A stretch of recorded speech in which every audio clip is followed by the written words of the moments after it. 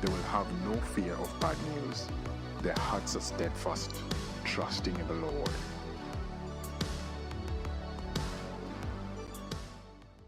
Good morning, everyone. Okay, so last Sunday, Louis talked about the 5 Ps. I can remember one of them, play. The other ones are something like preach. There's a practice in there. There's being present. Some other things, minor things, but the play.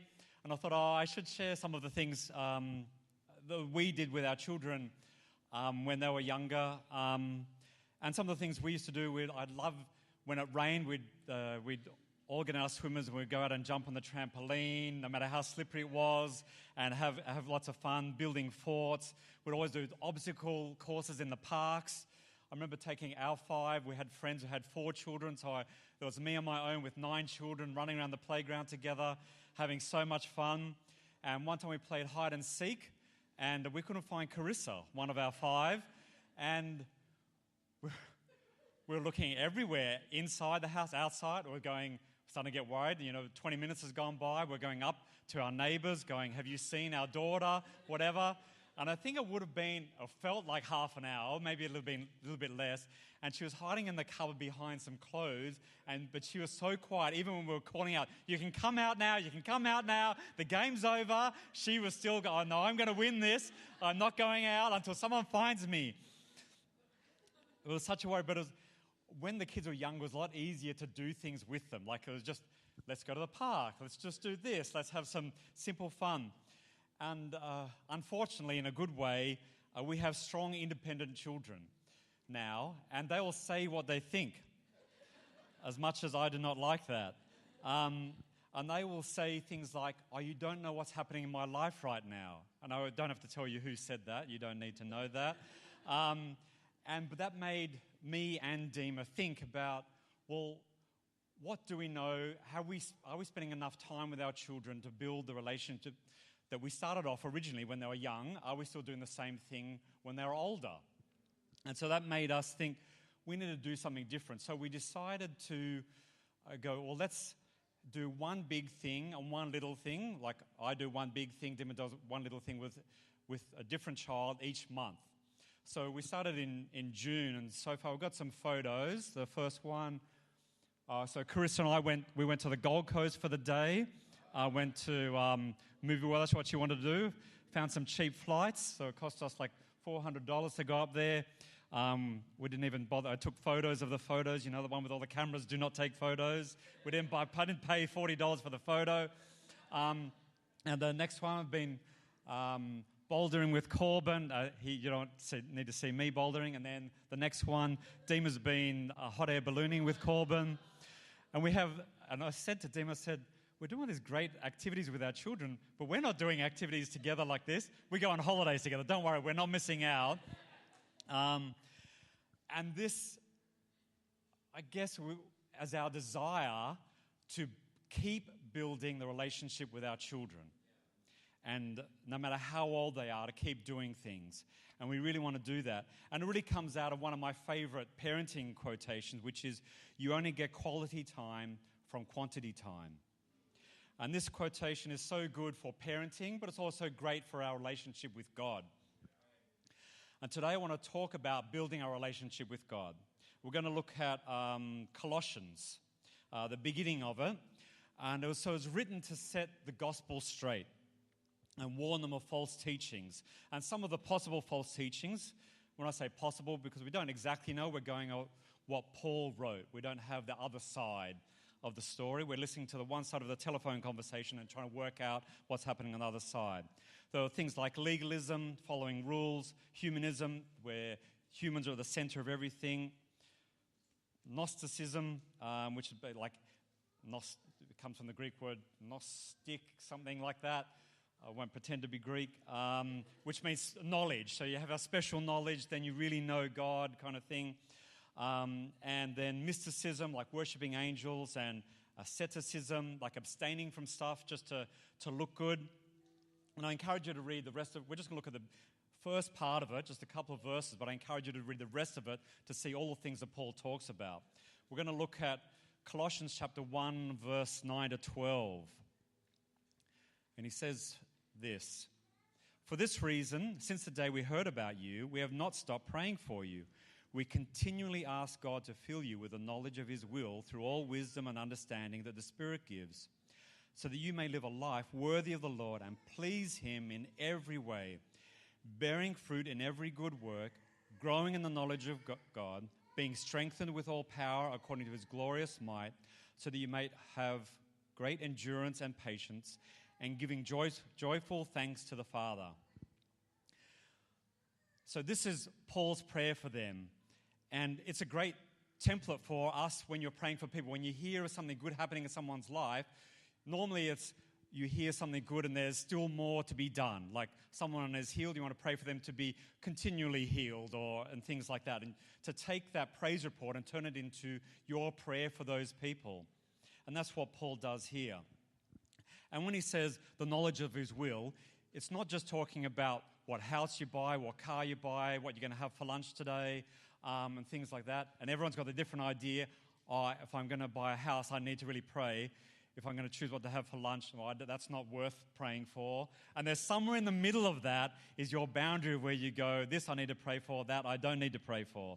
That's just humans, right? But this is not talking about that kind of will. I really believe that what Paul's trying to say, the knowledge of his will, is about understanding who Jesus is in the world so that you follow him and you look to him, and that changes your life so that everything you do comes from your knowledge of who Jesus is, no matter what it is.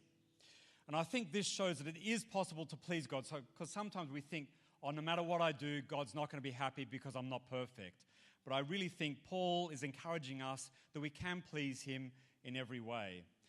God knows we're not perfect, so we've already cleared that out of the way. Okay, he knows that. And because God is working in us. I'm going to look at Colossians 1:6, because this is a Thanksgiving before that.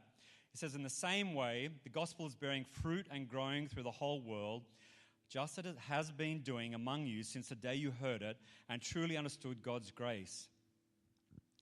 So he starts with this thanksgiving, he turns it into a prayer, and he repeats lots of the same things. And he's really going from the gospel, the good news of Jesus Christ has done this great work everywhere, and now is working in you. So he's moving from their belief system to their behavior system.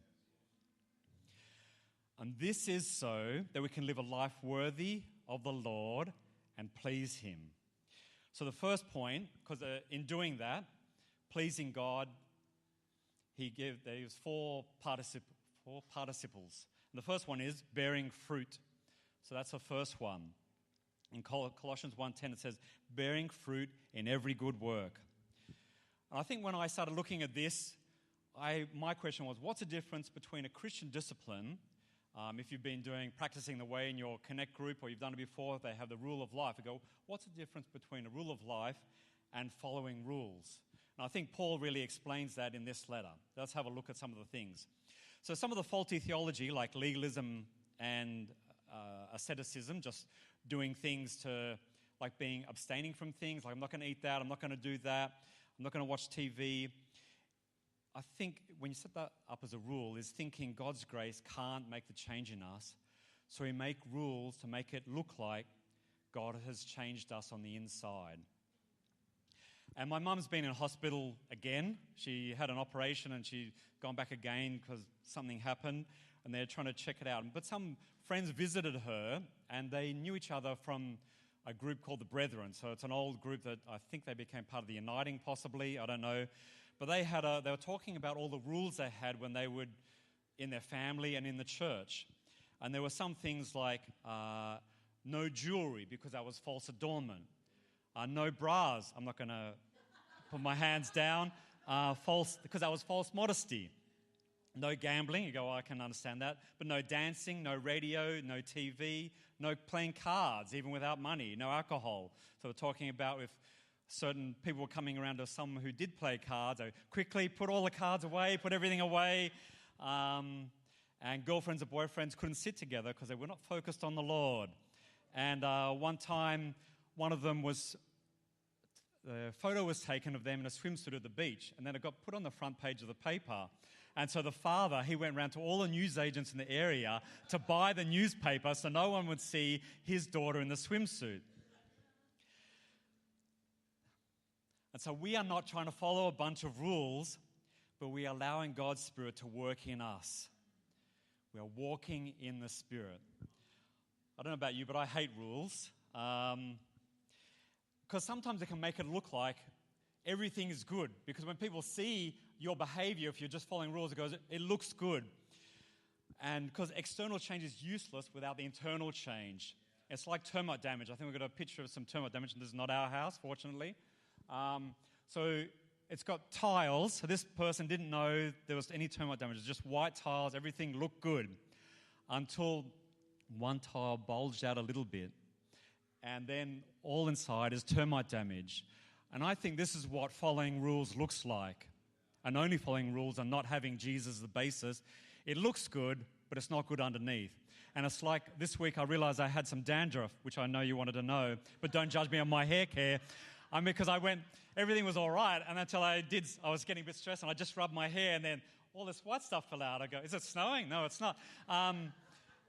And it's not until I think with this kind of thing, it's not until you ruffle or you go through a bit of a change and you see the foundation, you see the result, you go, oh, this is just rules. The foundation is missing. I need to get the foundation right. So when I go through something, I'm strong. Jesus, God's strength working in me. Just to clarify that. Because in Acts chapter 15, verse 10, Peter said this, now then, why do you try to test God by putting on the necks of Gentiles a yoke that neither we nor our ancestors have been able to bear? And they go, let's keep this simple. Let's keep this all about Jesus, not about meeting certain rules. And sometimes it's easier to follow rules because you go, just tell me what I've got to do. And I think that's what lots of people become a Muslim, because you just follow the rules. Okay, if I do these things, tick this off, I know I'm going to heaven and everything's going to be okay. And so it's easy because I can check it off no matter what I think or what I'm like on the inside. It doesn't matter. And it's like marriage. We can say, like Dima's my wife, if you don't know, down the front. We can agree that the rules are we stay in the same house, we sleep in the same bed, Dima cooks, I do the gardening, and that's the rules we're going to follow. And that, to everyone else, that looks like we're having a good marriage. But you don't know what's happening behind that. But to grow our relationship, we have to spend time together when you don't get to see any of that. And the things we talk about, and we go, what's going on, in our life, and we plan, the future of our lives and what's happening now. What do we need to change right now with each other and with our children, with church and our activities and things like that? But that doesn't get seen. But that's what is the foundation of our marriage. And I think Paul uses the term bearing fruit for a very good reason, because it's all about being connected to the tree, being connected to the vine. It's not being on our own. But unfortunately, fruit, when you're bearing good fruit, you will attract bugs. And when you're moving and when you have light, that attracts bugs. So we have 4 citrus trees in our garden, and we have not got any fruit at all. Except this year we had 3 lemons, and we were so excited. I go out, check on the deck. 3 lemons, great. Or they're going from green, or they're a little bit yellow, or they're a little bit more yellow. Then I was down in Cooma seeing my mum, and then the kids sent a photo of this half-eaten lemon by cockatoos. They'd eaten all the 3 lemons, the only 3 lemons we got, the only fruit, and it was all gone and we couldn't eat it. And I thought, but the good fruit attracts bugs. So you have to remember that when you're bearing fruit, you will get attacked. Movement of light.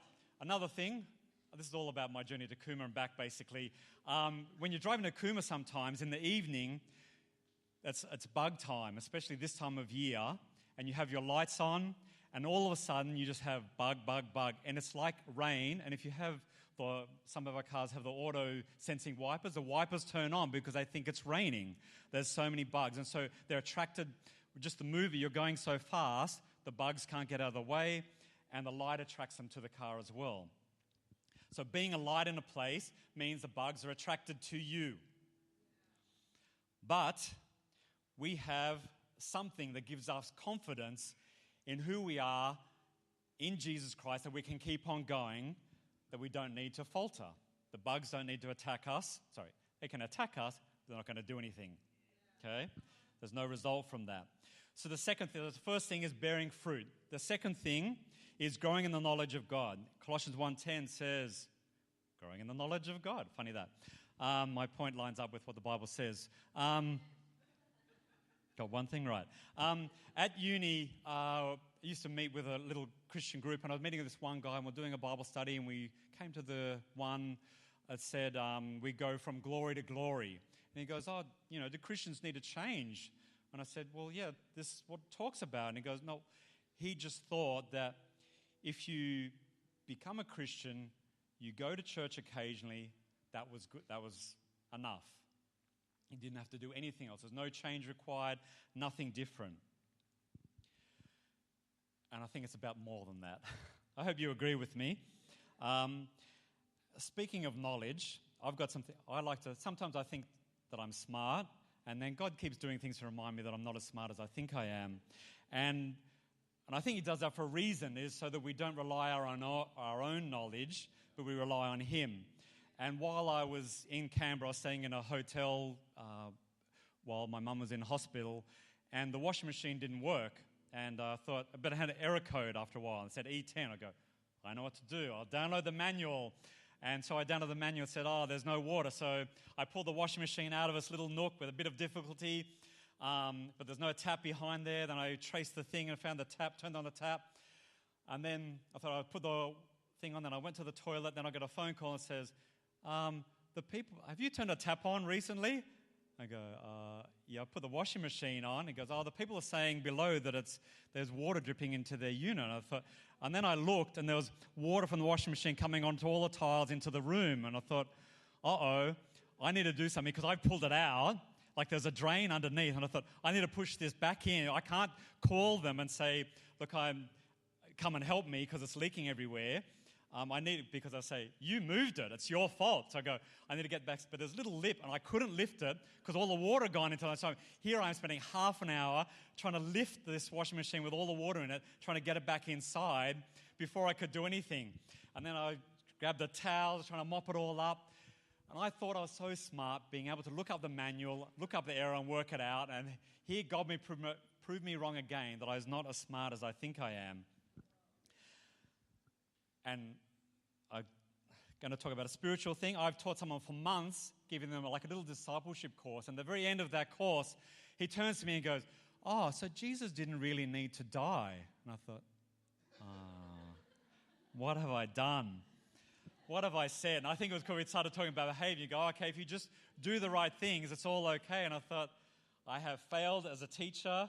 This is not who I am. I'm pointing out my problems because I'm hoping you have some problems too, and that you might relate to some of these, and it might encourage you a little bit.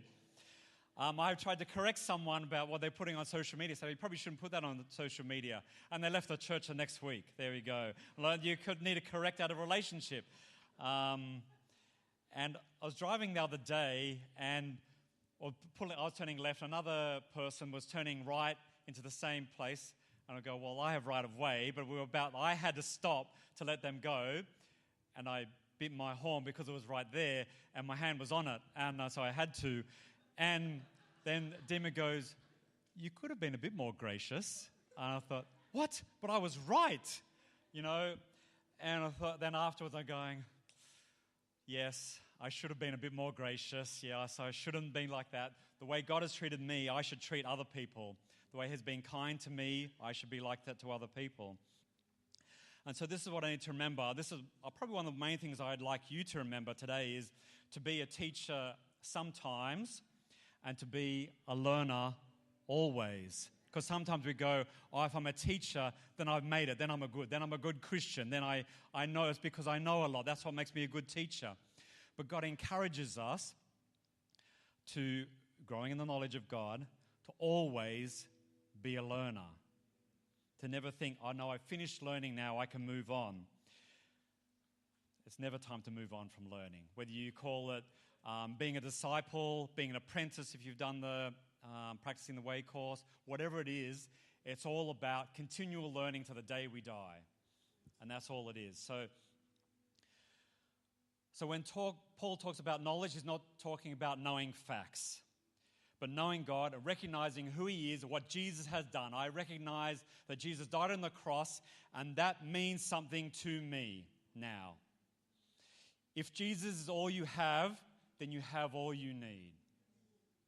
So the third thing is strengthened with power. In Colossians 1:11 it says, being strengthened with all power according to his glorious might, so that you might have great endurance and patience. I know we hate those words like endurance and patience, because that means you've got to go through something long and hard to learn endurance and patience. And and endurance is like putting up with something for a long time, but patience is how you do it.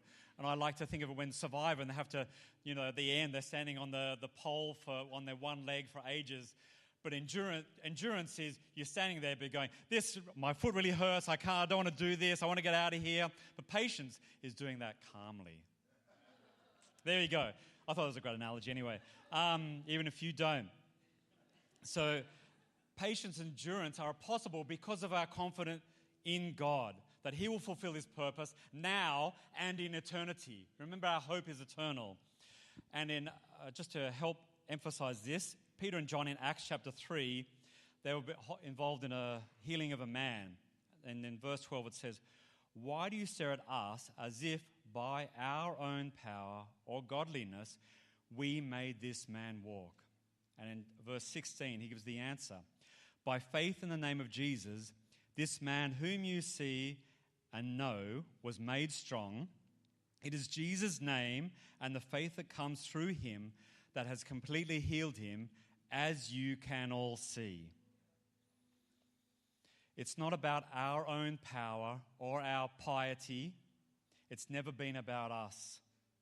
Even the faith here, he clarifies. You go, oh yeah, it's my great faith. But you go, no. It says the faith that comes through him. Okay, even my faith is from him.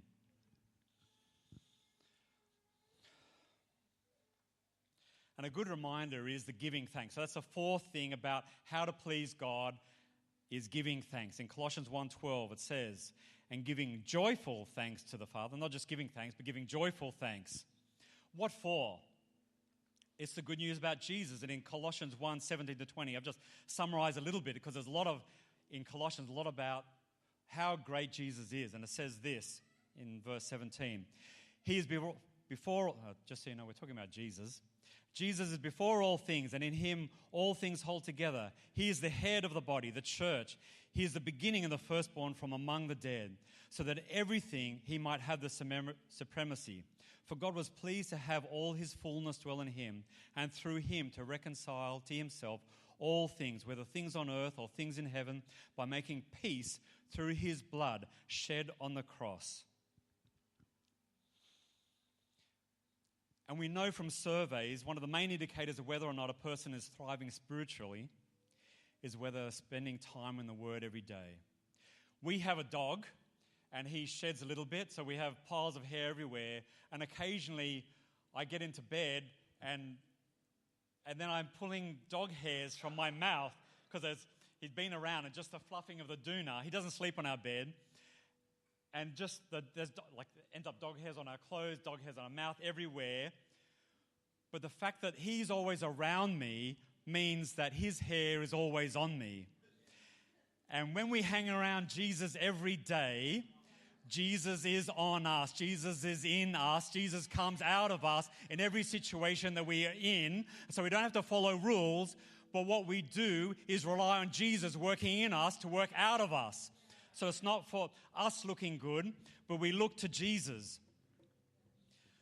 Because one of the things I want you to remember is being part of this place is not, I need to look good. When I was in primary school, I was part of the choir. We went to the old people's home because they're all so nice and we need to look after them. And we sung, and the lady who was teaching us said, you don't sing, you just mouth the words. That's what she said to me. Yeah, thank you for that sympathy. And that's only scarred me. That's why I love loud music in our church, because I know I can sing. I'm not putting anyone off, because when it's soft music, I'm not singing, okay? Because I know the person in front of me is going to be put off. And so the thing is, I was in the choir, my lips were moving, but nothing was coming out of my mouth. And God wants us, let's stand. God wants us not just to stand and to sing the words. He wants us to be people filled with Jesus, recognizing what He has done, so that in every situation, Jesus is going to come out of me. When I'm squashed, Jesus comes out.